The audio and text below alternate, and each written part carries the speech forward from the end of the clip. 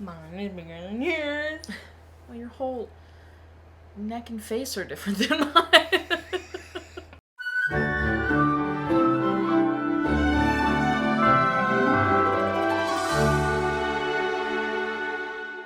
Welcome back to Everyday's Movie Ever. My name is Jess and I'm watching Everyday's Movie Ever. Today we have Mariah. She's back.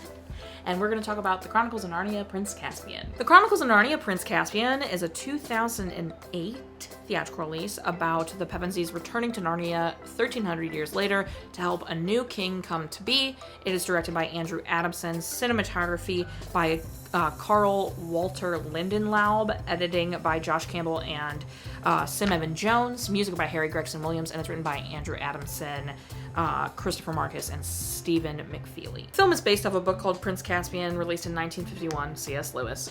Shall we compare? The quartet are taken to a beach in Narnia where they see their ruined castle. Although it's only been one Earth year, it's been 1,300 Narnian years, and the quartet save Trumpkin from drowning, and he relays the Narnian history. Telmarines have conquered Narnia and are ruled by King Miraz, who killed his brother King Caspian IX. He intends to kill Prince Caspian once his own son is born. Prince Caspian escapes. Dr. Cornelius has given Prince Caspian Susan's horn, and he runs into truffle hunter Nickabrick and Trumpkin, who help him escape and accept him as their king. Caspian meets many creatures of old Narnia, and they all say he should go to Aslan's How. After a battle where they nearly lost with Miraz's men, they decide to blow Susan's horn. Trumpkin and the Pevensies make their way to Caspian. Lucy sees Aslan again, and he sends Peter, Edmund, and Trumpkin on their way to Caspian and follows Susan and Lucy elsewhere. Trio beat out the creatures threatening Caspian. Peter challenges Miraz to single combat. Miraz loses, but Glozell claims the Narnians cheated. Glozell stabs Miraz, but Aslan, Susan, and Lucy bring the woods to life. The Telmarines flee and eventually surrender, and Aslan gives them the opportunity to either stay in Narnia under Prince Caspian's rule or to return to Earth. The Pevensies go through the portal to Earth to show the Telmarines in good faith that it is okay to enter. Peter and Susan reveal to Edmund and Lucy they will not be able to return to Narnia, and they end up back at the train station. The end. The film stars Georgie Henley as Lucy, Skandar Keynes as Edmund, Anna Popplewell as Susan, William Moseley as Peter, and Ben Barnes as Prince Caspian. They started filming this before the first one was actually even released because they didn't want the kids to get too old. They actually also had finished writing it well before the first one was finished. They went for a darker tone. They wanted Spanish influence. The writers wanted to explore what it would look like to be a king in Narnia, going back to school, being a school child in 1940s England, but they didn't. They say they wanted to explore that, and they didn't, in my opinion. They also wanted to explore the guilt they feel for not being in Narnia, where they're supposed to be ruling, and explore Peter's hubris and inability to see Aslan, which they also barely explore. They just, show it. They don't explore that. They show it. We'll get into it later. You'll see. Filming began in February of 2007 in New Zealand, but a lot of filming also happened in Europe, including Prague, Slovenia, and Poland. Andrew Adamson has a quote saying, "This is more of a boys' movie." Not that quote, guys. Not that quote. That's disgusting. This has over 1,500 special effects shot compared to the first movie's over 800. Truffle Hunter's den had to be raised by 3 inches because Ben Barnes was way too tall because he's 27 and not 16 years old in this movie. And there's a lot of specific info about what companies were used for special effects and all that kind of stuff. This had a $225 million budget, made $419.6 million in the box office. After this, 20th Century Fox actually takes over and is the one that did Voyage of the Dawn Treader, so it's not technically on my list. Even though now Disney technically owns it again, so now they technically own all three. It has a 67% on Rotten Tomatoes. Consensus reads, entertaining family adventure worthy of the standard set by its predecessor. Interesting. It was pretty. it looked good. It looked good. I mean, the location that they were, New Zealand. Yeah, obviously beautiful. So I feel like it's easy to capture it well. Mm-hmm. Totally. But with the CGI, I guess, that they had, it was, really nice. And, Aslan is always fun to, imagine cuddling up with a lion. a classic. Yeah. Right toward the beginning, they did a ton of trombone effects, which I thought were super fun.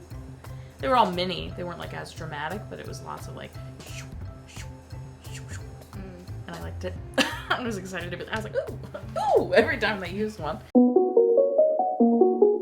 This is where we get to complain about how long this is. This movie is long. Yes, very, very long. Compared to the first one, let's look. Okay. The third one is 1 hour and 53 minutes. The first one, I believe, is also under 2 hours. And this is 2:35. This movie is way too long. Granted, when I was watching, I did have a lot of interruptions. But no, I did. It was way too long. It was so long. There were multiple scenes that were either unnecessary or just way too long. Yeah, the duel between Peter and yes. Miraz, so long, so unnecessary. And some of the detours they took when they were invading the castle, kind of unnecessary. Yeah. Also, the entire like big fight sequence. Yes. I feel like it's too long, and there were like so many moments of them being like charge. I'm like, we did one charge, we're good. They get it. We're fighting. Like, yes, we don't need to charge again. Music sounds great. So good. I love the callback from the first one with the one day. Yeah. I was excited when that came back. Oh, that was so good. The score itself, it sounds like the first one. Paid a lot of homage to the first one. The only complaint I have about music is the credit songs do not, I think, in my opinion, fit the vibe of the movie like the first one's songs with words did. I think the credit songs, I was like, what is this? I was like, too modern sounding. Yeah. Kind of poppy. Yeah, both of them. The first one that plays like right at the tail end of the movie and then into the credits, and the one right after that one for more of the credits. I was like, what are they? I just watched a movie about like fairy tale lands. And you have me with like this like, little modern pop. No. Yeah. The movie's entertaining. The movie's fine. I have complaints. I'm gonna rip into this movie a bit, and I don't want people to be like, but Caspian is so good, it's such a good movie. Yeah, alright, it's a good movie, fine. But I have problems. My first and biggest problem that I could be on a soapbox for hours about is that no one talks about how traumatic of an experience this is for the quartet. Yeah. Totally. Let's think about what's happened to them. They find Narnia. While in the middle of a war in London, they like have, I think, lost their dad, and their mom sends them away to keep them safe. Yeah, in the first one. Yeah. And they find this mystical, magical land. They deal with the White Witch, which is traumatic in and of itself. But then they live lives. Yes. Okay? Into adulthood. Into adulthood. Like, easily, Peter was 30-something. Oh, yeah. So then, you know, like, Lucy's maybe 20-something, right? But, like, that's well into adulthood. That is over 10 years of life. They have lived, they've become the men have, like, full beards. They have full beards. They are, like, it's high king, king, queen, queen, okay? Like, they are royalty.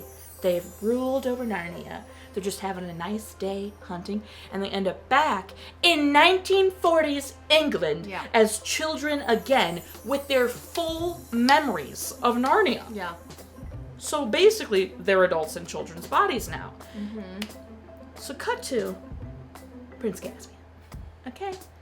They have been in England again for a year. Like, probably just starting to get used to being back to being kids. Children, yeah. But also having all of this knowledge, experience, everything. So think about how frustrating it is to be stuck in a kid's body, not being able to do half the crap that adults can do. So they're dealing with that, and then they're dealing like with the turmoil. Like, they don't even touch on like, have they seen their mom again? And with them, they haven't seen their mom in like over 10 years, I'm sure. But for her, it was probably like, oh, it was a few months. Like, I love you, mom. But like, yeah, they probably had made peace with like they're never gonna see their mom again. And now they're back in. And keep in mind, the war's not over. And now they have to like go to school. Like, oh my god, so insane. And then they're like, why were we like? When will they let us come back? Like, you know, and then in their minds, are they thinking when they get back to Narnia, they're going to be able to be their adult selves again, get back to their lives? But no. They get back to Narnia. It's been like 1,300 years. Yeah. And they're still kids. And like every friend they probably had is dead. Their kingdom is taken over. Their castle's in ruin. Yeah. Their home, essentially, is, like, gone. Right. And then, Peter and Susan are told they can never come back at the end of the movie. Yeah. They have to go back to England. They're home. Like think about how long of a life they're gonna have. But, like, that's their home. They literally grew up there in Narnia, and now they're told, hey, listen, you can never come back. You've learned all you can learn from Narnia. Like, what is that? No, thank you. If the first movie had ended with them still being kids, being crowned king, queen, and then they were like messing around and like, oh, let's go see if we can see the old dude and mom or whatever, and they go through the wardrobe, and they were still kids, I'd be like, all right, I have a little bit less of an issue. Like, I'd be really sad that I can get back to Narnia, but at least, like, you know, you didn't live 10 plus years of life. Right. Okay. I can't deal with it. I'm upset. It's so traumatic, and they barely touch on it. Like, at the beginning, when Peter's in a fight, and it's like, no, he told me to, you know, say sorry after he bumped me. It's like, well, you know, Peter was high king. Like, and he was an adult. Like, he wouldn't have had to deal with that. Mm-hmm. Imagine how frustrated he is. Yeah. He's an adult, and he's the oldest. So he was easily 30-something, and now he's stuck back in a 15-year-old, well, no, probably 16 or 17-year-old's body? No. Yeah. I'd be like, get me out of here. I can't deal with it. I don't want to go to school. I did this. Mm-hmm. Like, I'm a king. Like, I'm a king. You know what I mean?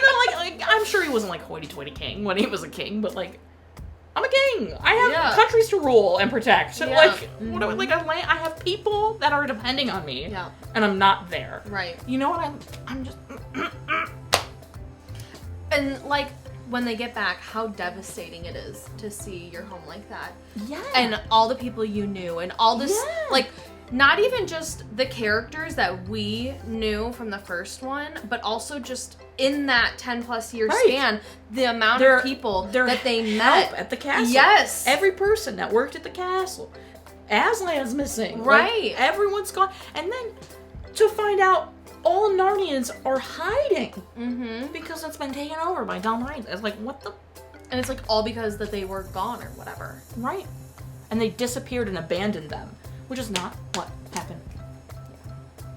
It's so traumatic. Yes. And they don't touch on it. They, like, barely brush the surface of it a couple times. Yeah. And I'm like, this is what the movie should be about. I'm like, what are we doing? Yeah. It should be about how they're coping with this.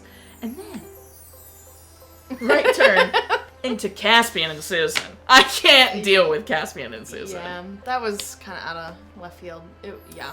It's so unmotivated. It's just there just because. But I guess in the book, it is a thing. Like, she has a crush on him in the book, but nothing really comes of it. But I feel like it's a little complicated, okay? Because she lived to adulthood, and they got stuck back in her teen body. So, like, are they age appropriate if she's, like, lived into adulthood and also makes a joke at the end of the movie that she's 1,300 years older than him? Okay?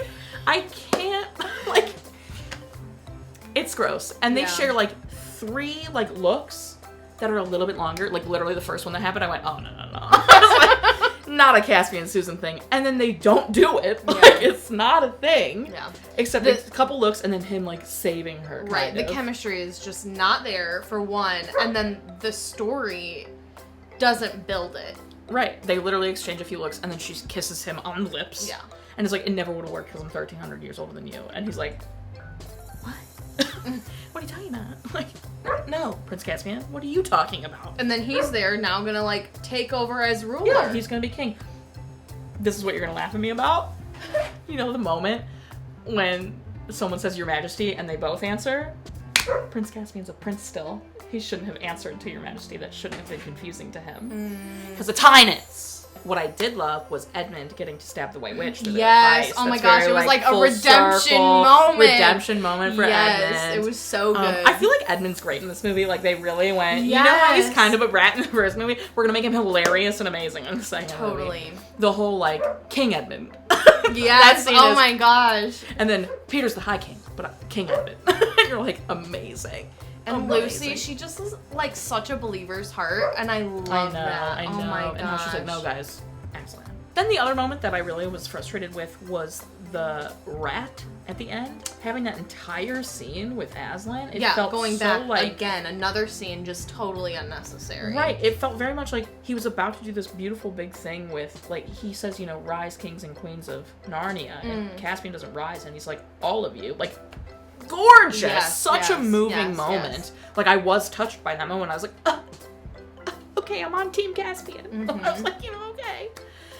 And then the, like, mouse comes in and is like, I don't have a tail. And you're like, so? Like, what do I care about you and your tail? Like, yeah.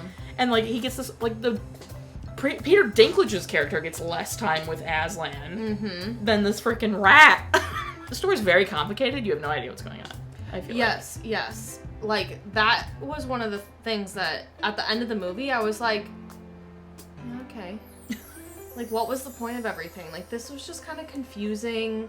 The whole plot, the way it tracks, and all of a sudden they're going to war and invading this castle, and it's just, I don't know. It felt very disjointed when I was watching. Yeah. And I have a very vivid memory of seeing this movie for the first time, and I think in theaters, and for the first time ever seeing a movie, I left the theater thinking, what was that about? Like, I did not know what I just watched, or really, like, the point of the story. And even again, after watching, it's like, okay, well, what was I supposed to learn here? What was the point? I think the storyline I like the most is Prince Caspian's. I think Prince Caspian gets a very nice storyline. He's, you know, this cast out prince because his uncle killed his dad, and then he discovers the Narnians, and he's like, wait a second, I would love to lead you guys, and then he, like, comes into his own a little bit. I wish they'd kind of maybe focused on him more or something. Yes, because I was just gonna say that. His storyline is beautiful. I think they were just trying to do too much, which makes sense because the movie is over 2 hours long. They were just trying to fit too much into this movie. Yeah, and I think it received criticism because the book isn't that, like, long of a book. And they're like, why is the movie 2.5 hours when the book isn't even that long? Right, like, it's not. So, and I mean, maybe like that. I feel, I have to read the summary. I haven't read it in a minute since I wrote it down, but I'm pretty sure it's, like, pretty faithful in regards to, like, Peter and Susan not being able to return, and, you know, like, the struggle between the four of them and Caspian, and the, like, who's in charge leadership situation, because, you know, Peter, Susan, Edmund, and Lucy were ruling forever, and it hasn't been 1,300 years from them. It's been 1 year. Right. It's fine. What I didn't see coming was the guy who ended up killing him. I thought that guy was gonna flip. So did I. And then he's the one that ended up killing Mariah. I was like, oh, I did not see that for you. I thought it would be like, you know, I also thought the general was gonna flip. Yes. And then, like, maybe one of the other guys would, like, kill Mariah. And yes. then it'd be like, you know, but, I mean, the general kind of flipped. He hesitated and then got killed by that tree. Okay, Ben Barnes. Let's quickly touch on Ben Barnes here. 27 in this movie. False. You could have told me that man was 18. I would have believed you. You could have told me he was 16. I would have believed you. I don't know if I would have believed 16. But I would have believed 18 in a minute. Yeah. And I looked it up, and he was 27 during this movie. Do you have a favorite part? Favorite part? Yeah. When Lucy finally, like, gets reunited with Aslan. That is a good scene. So sweet. That is a good scene. Oh my gosh. Yeah, that's a good one. I think mine is when Peter and Caspian are finally chill with each other, and rise kings and queens of Aslan. Or Aslan, of Narnia. Yes, All of you. I think that's so good. Edmund getting to kill the White Witch. Yeah. Right on. That so was good. So good. Least favorite part? Kona has something Kona to says say. this whole video is my least favorite part. Shh. Look at that crusty piece. Crusty? Sometimes my whip get nice and crusty. Alright, your least favorite part? Most of this movie. Dang, my least favorite part is the kiss. Yeah. 100,000%. Yeah. Because it's so, what the heck is happening? Yeah. I don't know. I just, like, the movie just felt very disconnected to me. Yeah. Like, things, they were trying to do too many things in it. And not, like, And nothing, keeping up with everything. Right. I don't know, yeah. It was just, nothing flowed together. I don't know if I have a least favorite part. Yeah. Would you recommend it? No. Oh, okay. Like, thinking, would I want to watch this again? Well, that's the next question. I'd recommend it, like, if you're trying to watch, you know, the Chronicles of Narnia. I don't think it's a bad movie. Like, it's made very well. It's stunning. And if you're in a pinch for entertainment, fine. Sure. Will I watch it again? No. I think I'll stick with the first one. Although, I have heard Dawn Treader's really good. From what I remember, which I don't remember a ton, it was okay. Well, it's way shorter, so it's probably more concise. Yeah. But yeah, I will probably not be watching this ever again. And I had never seen it before this. So this is my one and only time for Prince Caspian. We didn't mean to leave, you know, when Peter said that. I was like, finally. Like, I'm like, yeah, tell them. You didn't mean to leave them. And then losing all those people. Edmund, I already mentioned it, but correcting Miraz to him being king. King Edmund. Oh man, it was so perfect. Peter deferring to Caspian to take Miraz's life. I loved that. I was like, yes. When he was like, it's not my life to take. I really liked that. I thought that was really respectful to Caspian. All of that. And then my opinion, they can't come back, garbage. Yeah. Them kissing, garbage. 1300 years, garbage. In the beginning, when the baby is born and they're immediately going to Caspian's room to murder him, and I'm like, shoot, they're just gonna assassinate him? Yes. Insane. And that guy is like, you better get out of here because they're on the way to kill you so you ain't the heir. Yeah, crazy. That kind of stuff definitely happened, though. Oh, yeah. What's your rate? I felt like 7 is too generous. Okay. But 6 Well, you are more is than welcome not to generous do enough, points. so I did 6.5. I love that for you. Okay. 6. What should we do? Horns? I was gonna say horns, Narnians, mice, swords, I think horns is good. bows, arrows. I did 7 horns out of 10 because of all the technical stuff brought it up. So we're told a movie count is. Parent death toll is. Cry count is still the same. I did not cry. You can't follow Mariah on anything. Although you starting the whole M-Fox thing? No? Okay. Not yet. Okay. You can't follow her on anything. Just say hey in the comments. If you want to keep up with movies I'm watching them, though, Kona says you can't follow me either. But Instagram, Twitter, whatever, subscribe, you know, all that good stuff. Put out videos every Monday and Friday, sometimes Wednesday, but every day for the week of guest. Tomorrow is 700. Kona! You're ruining my outro. He's excited for 700. 700, come here. Can I? Oh, she's grabbing you. Oh my goodness. Buy merch and join Patreon. Lots of special stuff for the celebration month. And also, until next time, comment, like, subscribe, and I'm not sure if you are, so don't be Miraz about it. What should we do for Thummy?